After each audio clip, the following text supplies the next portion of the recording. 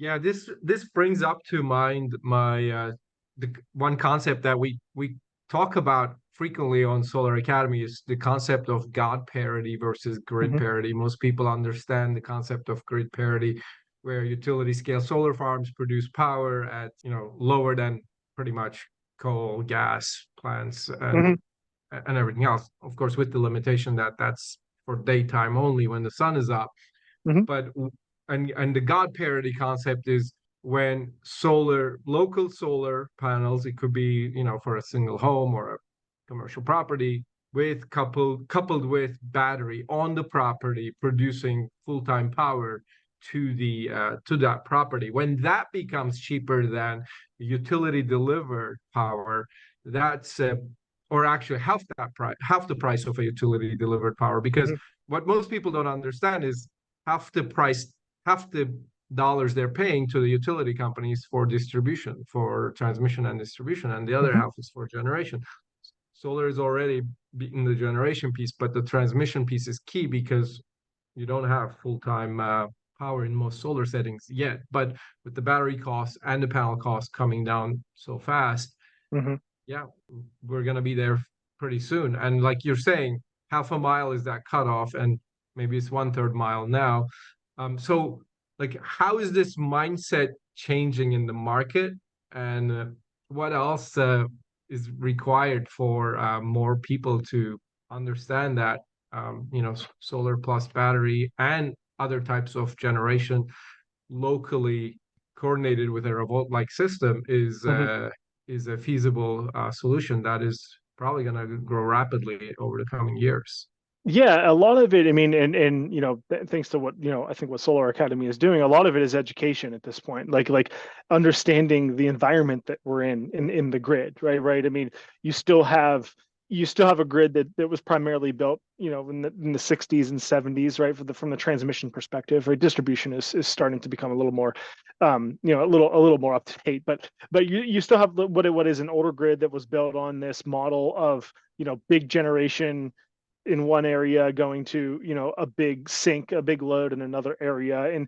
And so just like, I guess the issues with that are that it's an older, it's not as reliable. It is, there is reliability issues in certain in a lot of the parts of the country. I mean, you see it in California, you see it in some of the biggest economies in the country, right? California, Texas, all these areas, where you've got, issues with grid reliability, right? And so that's one of the thing. The other thing is just increased costs. I mean, how many articles have we seen in the last year of, Georgia Power increasing their rates by 12%, or this utility or that utility doing a scaled factor where, maybe it's going to be 40% by 2030 is what your energy, your costs are going to be increasing. And then you combine that with net metering essentially going away, right? We're in the early stages of that, but I mean, let's Sure. be Yeah. honest. By Yeah. 2030, net metering doesn't exist. Let's just put it in.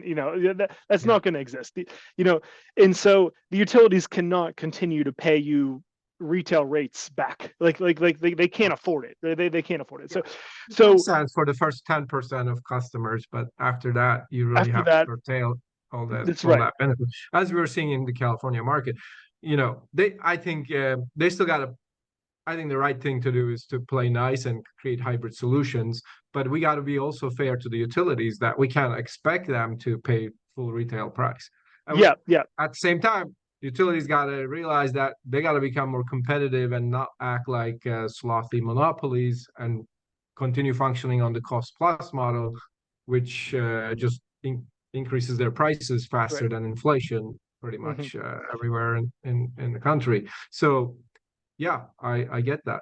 Yeah. Yeah, or they have to be innovative, right? I mean, you're seeing some utilities kind of go to, as they can't afford to pay retail rates, like, well, maybe it makes sense for us to own these microgrid assets, right? Right. Maybe it makes sense for us to like deploy these microgrid assets to houses or to rural areas of our area, because it might cost us less, right? So we are seeing that, but yeah, no, not trying to bash on the utilities. I mean, but because they're a very reliable source of energy for us, but as that thing changes, all of these things that we've talked about, I guess, it just makes battery backup and microgrid assets at the residential level more and more economical. All these things that happen continue to make it more realistic for somebody to say, well, I'm just going to make my own and do my own. Like I'm going to get a decent microgrid. I'm going to have, a regular, a 15 kilowatt array, and I'm going to throw on a 20 kW generator because I want to cook with gas anyway, right? And so I'm going to have this